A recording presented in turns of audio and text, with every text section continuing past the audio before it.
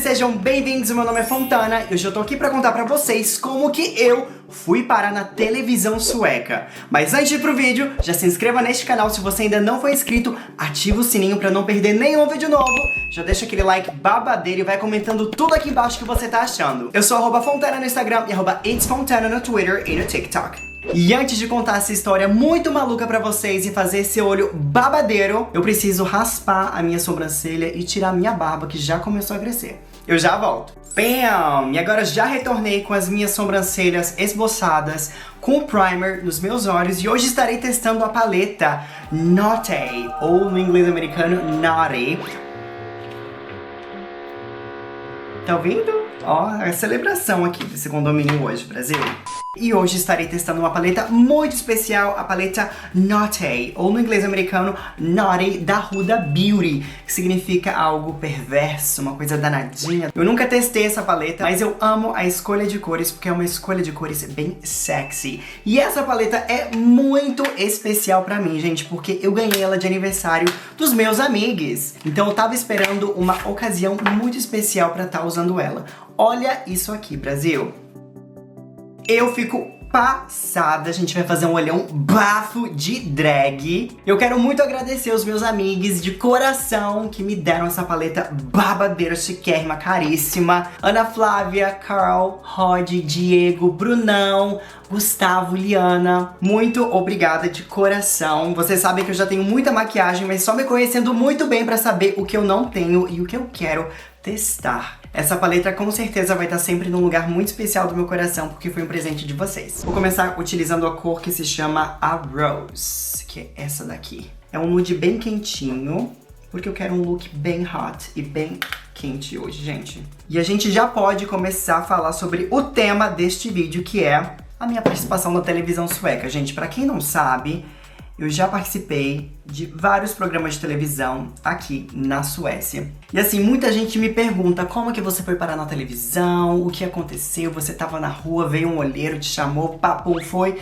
Não, gente, pra gente começar essa história, eu vou ter que voltar no tempo, lá em 2014, quando eu mudei para a Suécia, gente. Na realidade, a gente vai ter que ir muito antes disso, né? Lá em 93, no ano em que eu nasci, gente, porque eu já nasci dançando na barriga da minha mãe. Eu sempre fui uma bichinha muito afeminada, eu sempre amei dançar e cantar. Quando as pessoas me perguntavam, quando eu era pequenininho, o que eu queria ser quando eu crescer, e a minha resposta era, eu quero ser cantor. E as pessoas perguntavam, que tipo de música? Eu quero cantar as músicas da Sandy. Até que uma vez me ensinaram que o estilo de música da Sandy era pop romântico. Eu comecei a falar pras pessoas, eu quero ser cantor de música pop romântica. Bem antes de Britney, bem antes de todas as referências que eu tenho hoje na minha carreira musical, era isso que eu dizia pras pessoas. Era isso ou desenhista. E o mais engraçado é que hoje no meu trabalho eu envolvo os dois mundos, o mundo da música e o mundo do desenho, que é a make, né, praticamente.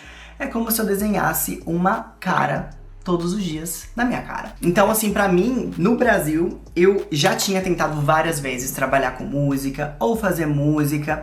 Eu era bailarino, dancei em companhia de dança, sempre estive envolvido, de alguma forma, em coisas artísticas. Mas a minha realidade, né, gente? Eu venho lá de São Leopoldo. Matheus, coloca uma foto aqui de São Leopoldo, gente. Eu sou uma bichinha lá da Vila Esperança, de São Leopoldo. Sempre fui muito pobre, a gente não tinha dinheiro pra estar investindo na carreira, fazendo aula de dança, fazendo aula de teatro, fazendo aula de música. Isso na minha realidade era praticamente impossível. Quando eu fiz aula de dança foi porque eu bati na porta de todas as escolas de dança da cidade e pedi bolsa de estudos, até que uma dessas escolas me deu uma bolsa porque eu era menino e eles precisavam de menino pra fazer par com as meninas e tal. Então foi na realidade a minha única experiência de dança na minha jornada. E eu tinha o grande sonho de fazer, tipo, aula de música, eu queria fazer aula de canto, mas infelizmente isso tudo era muito, muito distante da minha realidade. E na hora de fazer a escolha de faculdade, eu lembro que o meu sonho era fazer, tipo, faculdade de dança ou de artes cênicas. Eu cheguei a prestar vestibular pra dança na UFRJ, eu passei, mas a minha realidade, gente, era muito, muito distante de uma pessoa que ia focar na dança.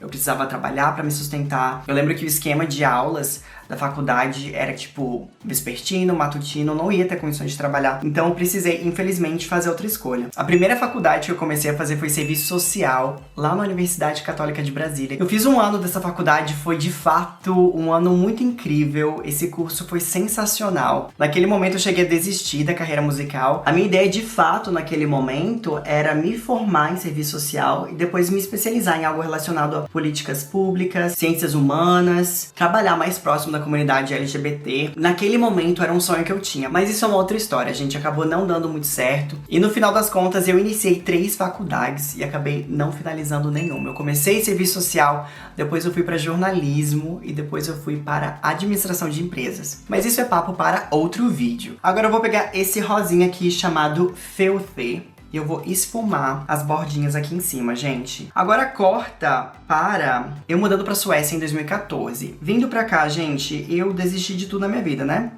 Da faculdade que eu tava fazendo, do meu trabalho, da minha vida em geral, pra começar do zero aqui. Hoje, depois de 7 anos estando na Suécia, eu tenho noção de que foi a melhor decisão que eu tomei na minha vida, simplesmente porque no Brasil eu tava muito infeliz, gente. Eu tava trabalhando no escritório, numa multinacional, assim, era o trabalho o dia inteiro.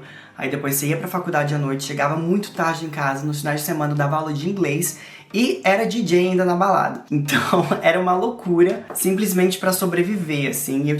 Eu não tava bem, eu tava me sentindo muito mal. E o fato de eu não poder fazer o que eu mais amava era um dos motivos pelo qual eu me sentia muito mal. E daí acabei mudando pra Suécia. Deixei toda a minha vida no Brasil pra trás e aqui eu tive que começar do zero. Eu não falava nem oi em sueco, né? E não tinha trabalho. Aqui na Suécia é muito difícil de você conseguir trabalho sem falar sueco, então foi um grande desafio. Eu morava numa cidadezinha no interior, lá no norte da Suécia. Eu cheguei a pegar menos 40 graus no inverno, gente, muito gelado mesmo. Uma cultura completamente diferente da minha, não sei como que eu sobrevivi. Mas enfim, chegando lá, como não tinha trabalho, eu tava apenas estudando sueco. Pra me conectar com o Brasil, eu comecei a cantar bossa nova com os amigos, músicos lá da cidade. E a gente começou a cantar músicas de bossa nova, músicas conhecidas internacionalmente brasileiras. E acabou que a gente montou uma banda de bossa nova, gente. A banda chamava Mais Que Nada. E era muito legal, tudo que eu aprendi de música, eu aprendi com esses músicos. Eu lembro que quem começou a cantar e tocar comigo era um amigo meu francês, que também era apaixonado pela música brasileira, a namorada dele, que era sueca, e depois veio o Vitor, que é o meu grande amigo, meu paizão aqui na Suécia. Gaúcho lá de Porto Alegre, que se mudou pra essa mesma cidade e acabou fazendo parte do grupo. A gente tinha shows na cidade e a gente começou a fazer shows aos arredores, nas redondezas, e toda vez que eu fazia show, era um estilo musical muito diferente do estilo de música que eu gosto, mas todo show que eu fazia as pessoas falavam: Gabriel, você tem que ir para a televisão, você tem que ir pro Ídolos, você tem que brilhar, você tem que fazer alguma coisa, eles vão amar você. E na minha cabeça, gente, eu tinha aquela visão de ídolos que a gente tinha no Brasil, que era uma coisa meio flopada, uma coisa que não levava você a lugar nenhum. Eu não sei como é que tá Ídolos hoje no Brasil, mas na minha época, teve o boom do Ídolos quando eu tava, tipo, na 6ª, 7ª série na escola. Mas no momento em que eu deixei o Brasil, era uma coisa meio flopada, assim. E eu, na minha cabeça, eu nunca pensei, gente, eu realmente nunca imaginei que fosse acontecer. Eu tinha o sonho, era o meu maior sonho, mas na minha cabecinha eu nunca imaginei que fosse de fato acontecer. Até que um dia, eu não sei o que aconteceu, gente, eu sentei lá no meu quarto, eu tava triste aquele dia, e eu cantei uma música de Luan Santana e mandei pra produção do programa. Eu juro pra você, eu nunca imaginei. E algumas semanas depois, a produção do programa me ligou e me chamaram pra ir pra Estocolmo pra começar as seletivas da gravação do programa Ídolos. Eu lembro como se fosse hoje, gente, eu surtei, eu fiquei enlouquecido. Nossa, foi uma grande aventura. Agora, pra dar mais dimensão aqui nesse olhar, eu vou estar usando essa cor chamada Spicy aqui no côncavo pra marcar ele e deixar ele mais babadeiro. Aí, gente, continuando a história, eu surtei, como sou surtado até hoje, né? E vim pra Estocolmo pra gravar as primeiras audições do programa, né? Quem assiste na televisão e vê aquela audição que o júri tá sentadinho naquela mesa e você tá ali naquele fundo só cantando pra eles, acha que é você chegar e fazer aquilo ali, né? Mas na realidade, gente, são dias, horas e horas. Eu passei por 5 audições antes daquela que você tá ali pra gravar.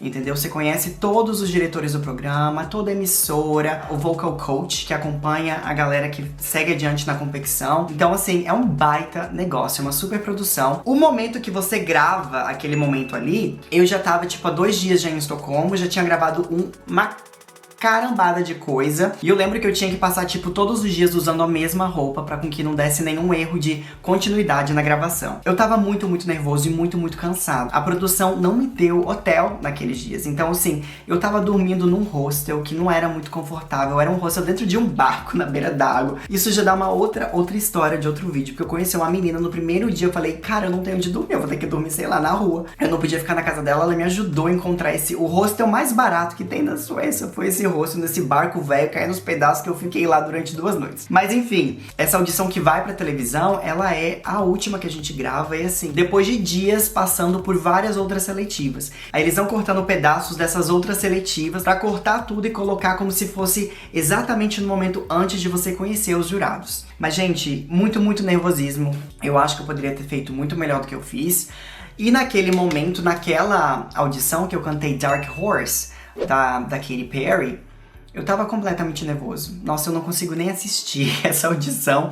E dali em diante, eu não passei naquela audição. O que foi ao ar na televisão foi primeiro apenas essa Dark Horse, essa música. Mas naquela audição, eles me deram, gente, 2 chances depois dessa, pra eu cantar outra coisa, pra ver se ficava melhor, pra com que eles passassem esse pano, pra com que eu passasse adiante. E ali eu senti que realmente eles estavam querendo muito que eu fosse adiante na competição. Mas eu fiquei muito nervoso, eu não consegui cantar nada, não saiu nada, foi horrível. Então eu entendo por que naquele momento eu não segui adiante. Fiquei muito triste, mas eu entendi a decisão deles. Peguei as minhas coisas e voltei pra Skellefteå, lá no norte da Suécia. Eis que se passam algumas semanas, eu recebo uma ligação, Gabriel, a produção amou você. A gente tá abrindo uma nova categoria no Ídolos e a gente vai chamar essa categoria de revanche para as pessoas que a gente amou, mas que não seguiram adiante na competição naquele momento. Você topa vir pra cá e participar dessa categoria? Gente, eu lembro que eu tava assim, eu tava numa aula de dança. Quando eu recebi essa ligação, eu tinha recém saído dessa aula de dança, eu tava muito nervoso, eu comecei a chorar, eu entrei em pânico, eu falei, caraca!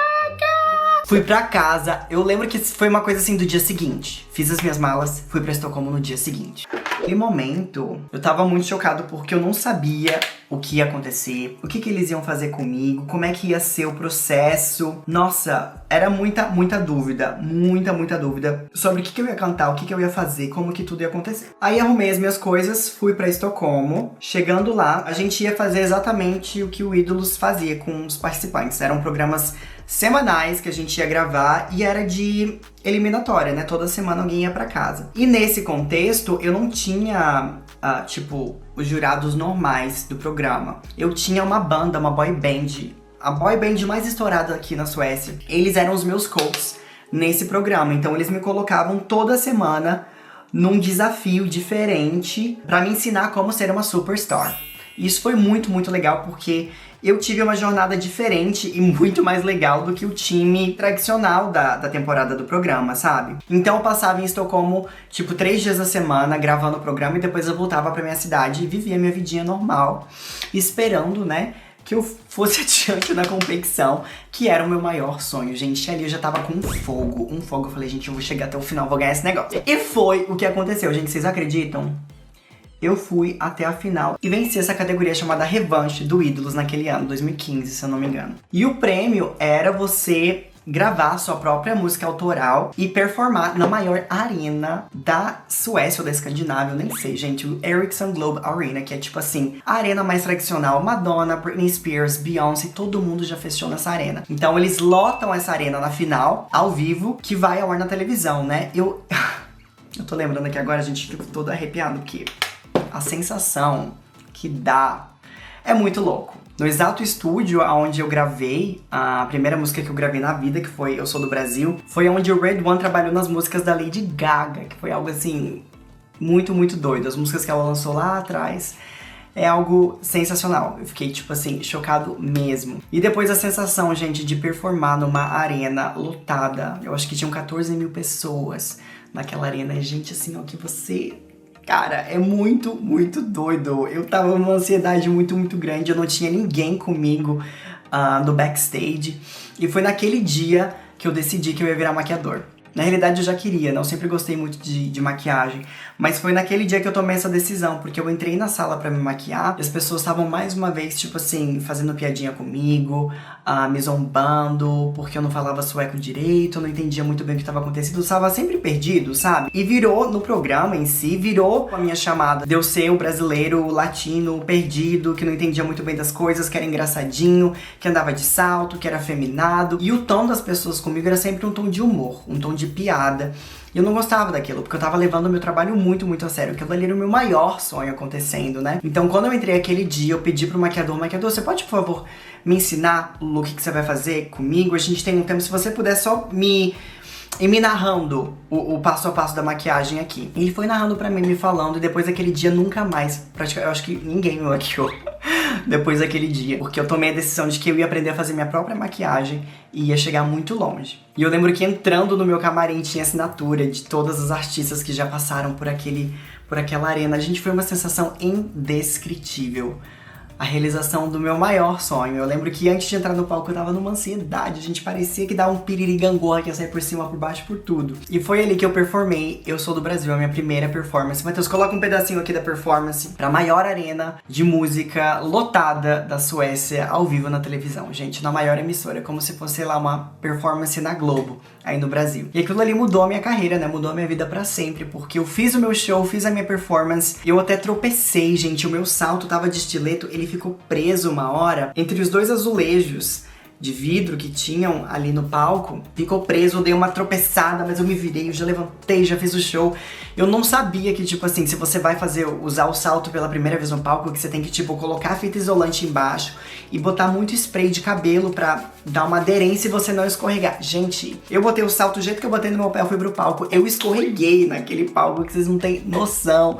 Eu aprendi a como fazer uma performance simplesmente me apresentando na maior arena do país, ao vivo na televisão. Gente, foi literalmente isso que aconteceu. E foi muito mágico, foi muito doido aquela sensação. Eu pensei que eu fosse ficar surdo, porque as pessoas gritam muito alto e vem todo aquele... Nossa, aquele calor pra cima de você.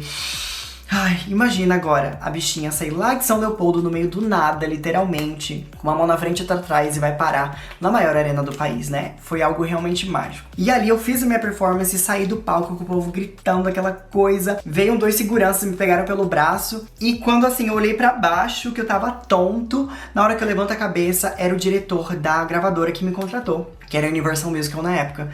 Ele falou, olha, as pessoas vão te ligar, mas já fala pra todo mundo que você tá comigo. Foi isso que ele me disse. Eu falei, ok, tudo bem. Eu não sabia o que estava acontecendo, eu não sabia de nada. E no dia seguinte já fui na gravadora e assinei o meu contrato na época. E foi algo realmente muito, muito mágico e transformador. Gente, agora eu vou cortar o cut e eu já volto.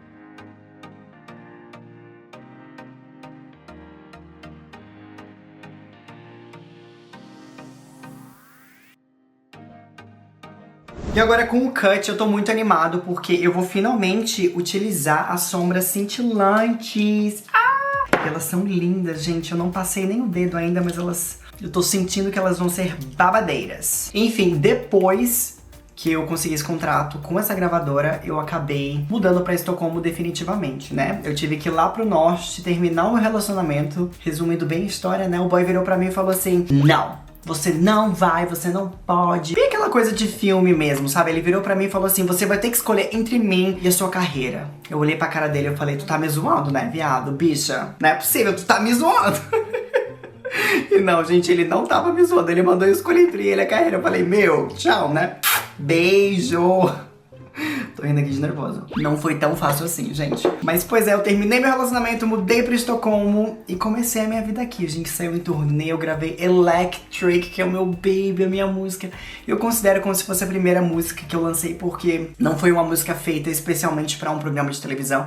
Foi uma música que eu escrevi, que eu entrei no estúdio com produtores que eu amo, produtores do Eurovision. Gente, foi um bafo. A gente fechou um parque aquático pra gravar aquele clipe. Nossa, eu vivi um sonho ali. E com isso, a minha segunda participação na televisão veio no ano seguinte, que foi Got Talent, que é o segundo maior programa de televisão aqui na Suécia. Aqui não tem The Voice, não tem... o Big Brother não é tão famoso aqui, mas... Ídolos e Got Talent são os 2 programas de maior audiência. E eu acabei voltando pra televisão porque eu queria mostrar mais do que eu conseguia fazer. Quando eu participei do Ídolos eu não tinha experiência nenhuma, eu não conhecia ninguém no mercado. Eu tava assim, bem, sabe, aprendendo tudo. Então quando eu voltei pra televisão foi porque eu falei, agora eu quero Querida, eu quero lacrar, eu quero dar o nome, e foi isso que eu acabei fazendo, sim, modéstia à parte. Eu quero muito utilizar essa cor chamada Desire aqui mais pro meio, e talvez eu vou utilizar a corzinha Shameless e a Irresistible aqui no comecinho do cut. Aí, gente, eu falo essa história, me anima, me aquece o coração, porque foi uma jornada, viu? Foi um bafo, foi um babado tudo que eu passei. E tô resumindo bastante a história aqui também. Gente...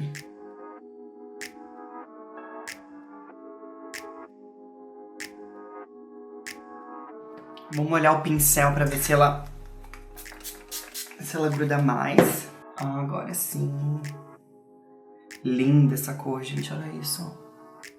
Uau.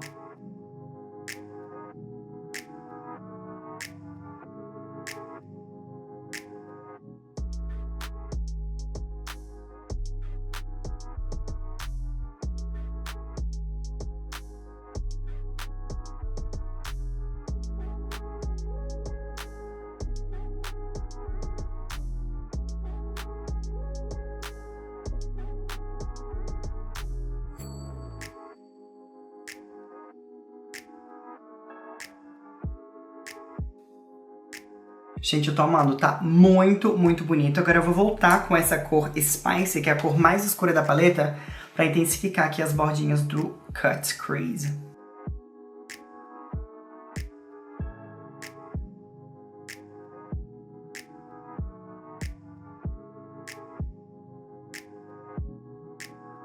O vermelho ele ficou bem opaco, né, com o encontro dessa sombra. Eu vou tentar passar um pouquinho mais com o dedo.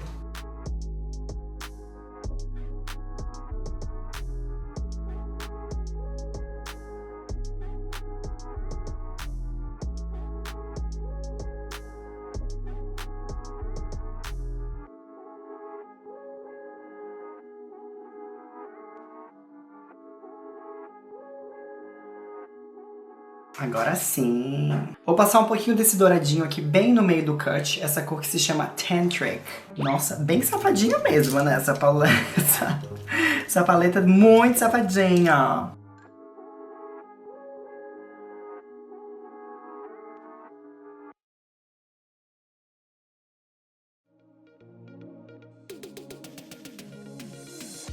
E voltando à história, gente, foi nessa segunda participação que eu fiz no Got Talent que eu realmente me encontrei como artista e que eu decidi virar drag. E aí a gente entra num outro episódio, né, da minha carreira musical, quando eu apresento pra gravadora, e eles não recebem isso muito bem, porque eu já tinha um público estabelecido que não era um público realmente que consumia drag, era um público mais infanto-juvenil, que assistia ídolos, e daí do nada a gata virar drag, pra eles foi uma mudança muito grande. Mas a minha participação do Got Talent, eu não venci dessa vez, eu fui até a final, se eu não me engano, semifinal, final, e foi uma grande experiência, gente, foi muito, muito legal. Eu consegui performar Electric na televisão com a minha bota pegando fogo, foi um bafo na televisão. E o Got Talent foi um programa bem diferente, porque era uma audiência similar, mas era um formato diferente. Então lá eu conseguia fazer exatamente tudo que eu queria fazer. Era um palco assim, que a gente poderia colocar o que a gente quisesse. Eu tinha bailarinos. Foi muito, muito, muito legal. E eu sou muito grato por essa oportunidade. Depois do Got Talent, eu saí em turnê. Foi a minha segunda turnê. A gente fez 7 países naquele ano, se eu não me engano. E foi também quando eu decidi deixar minha gravadora pra começar o projeto da Fontana, que foi quando eu virei drag. Na realidade, sempre fui drag, né, gente? Sempre fui uma bichinha bem afeminada. Adorava um perucão, uma picu queridinha, um salto pra dar um close, um vestidinho, né? O cabelo solto de prancha. Eu já era praticamente uma drag. Só faltava eu virar pra galera e falar, gente, sou drag. Porque tudo praticamente já era. Eu lembro que a última performance minha no Got Talent, eu já tava com mega hair na cintura. Bem garota, bem feminina, querida. Foi muito, muito legal. Depois dessa participação, eu fiz outras participações. Eu fiz uns programas que eu não me... Como é que eu posso explicar pra vocês, gente? Que eu não me orgulho muito. Essas coisas de reality show, de baboseira, né, gente? Fiz algumas participações ali, outra lá, outra acolá. Eu lembro que quando eu lancei Be a Star, a gente conseguiu ter um lançamento na televisão. Foi um lançamento nacional no maior programa de audiência da emissora, que é tipo, chama Hits Moron. Que é um programa tipo matinal, tipo um programa, sei lá, da Fátima Bernardes hoje em dia, que deve ser aquele programa matinal um pouquinho antes do almoço. Eu, como artista independente, gente, eu numa gravadora por 2 anos não consegui essa relevância na televisão, e eu botei a peruca na cabeça, virei drag, saí da gravadora, virei artista independente, eu consegui esse lançamento nacional nesse programa que foi muito, muito incrível. Be a Star saiu na Billboard americana, que foi uma grande, grande, grande conquista. Já me falaram que eu fui a primeira drag latina independente a ser mencionada na Billboard americana. Eu não sei se isso é verdade, mas se isso for verdade, isso é muito, muito incrível. De qualquer forma, já saí, ser mencionado por essa revista pra mim já foi uma grande, grande honra e um sonho realizado. Mas a realidade, as pessoas sempre me perguntam, né, Gabriel, como que você foi parar na televisão? Parece que foi tudo tão fácil. Gente, foi a persistência. Eu não sou uma pessoa super afinada, eu não tenho uma voz com uma potência. Você sabe que eu canto, gente, é no truque, tá? Eu falo a verdade pra vocês, é no truque. Eu canto baixo, eu não tenho uma grande extensão. No que eu me proponho a fazer, eu quero ser o melhor naquilo que eu faço. Então, pra mim, o meu forte sempre foi a performance, sempre foi ter uma música que traga muita energia, que traga uma mensagem por trás. E foi isso que eu sempre fiz, gente. E agora, contando pra vocês, eu falo do Ídolos, falo dos programas que eu participei, das vitórias, dos êxitos que eu tive. Mas, gente, quantas vezes no Brasil eu tentei participar de programas e eu tive não na minha cara? Quantas vezes isso não aconteceu? E até mesmo aqui na Suécia, nesse período, nesse processo todo, quantas vezes eu recebi não? Agora eu vou botar a minha base, botar aquele cílios babadeiro, aquela picu, e eu já volto. Tá passada?